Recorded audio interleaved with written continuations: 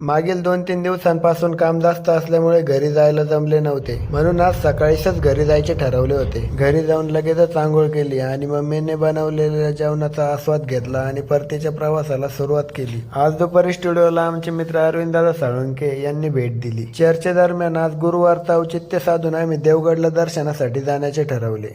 देवगडला जाण्यापूर्वी आपल्या कॅमेरामध्ये अरविंददादाचे 2-3 छायाचित्र कैद करून त्यांची इच्छा पूर्ण केली आणि लगेचच आमचे साथीदार शेखर भाऊ यांच्या हस्ते स्टुडिओ बंद केला आणि देवगडच्या दिशेने रवाना झालो. प्रवासात अरविंददादा त्यांना मिळालेल्या अनुभवाचे बोल आम्हाला सांगत होते आणि त्यातून बरंच काही शिकायला मिळत होतं. देवगडला पोहोचताच मनाला अगदी शांत आणि सुंदर वाटत होतं. आमचे रोड रॉकेट पार्क करून आम्ही लगेचच दर्शन घेण्यासाठी गेलो.